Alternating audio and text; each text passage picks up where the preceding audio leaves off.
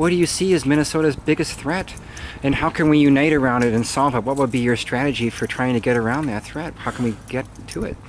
Well, as I've traveled around the state, people often come to me and say, you're the Senate tax chair. You probably understand the state's budget challenges better than the other candidates do. What's the state's biggest problem? And when you don't say anything, almost immediately everybody will say, I'll bet it's the budget deficit, isn't it? And the truth is, the budget deficit is not the state's biggest problem. It's a symptom of a larger problem. And the larger problem that the state has is we have an economy that is underperforming really badly. And the consequence of that is we've got 170,000 people unemployed. Our income tax collections just last month in October were $58 million below forecast.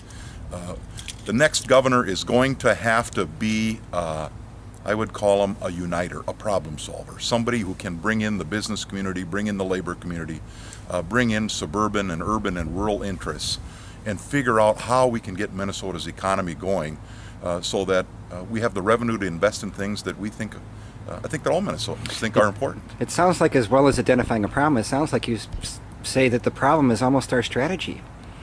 Well, I think that's probably true. The state does have severe challenges, and just like in somebody's home or in a community, when you confront serious challenges, everybody kind of has to huddle together and figure out how you collectively take it on. And I would argue that Minnesota's challenges are big enough right now that people need to think about checking their partisan stripes and start thinking about the future of Minnesota. What kind of Minnesota do we want to live in? And that's going to require a new tone at the Capitol. And I would argue that in those discussions, the governor is really, really important, because the governor really sets the tone at the legislature. And Governor Plenty has set a pretty partisan tone. We've had a lot of gridlock because of that. He's wanted things his way and been unwilling to compromise with the Democrats who control the legislature. So a lot of the work hasn't gotten done. And the tone that the next governor sets, because of the challenges we face, are going to have to be it's going to be much different, much more inclusive as we try to confront Minnesota's challenges collectively.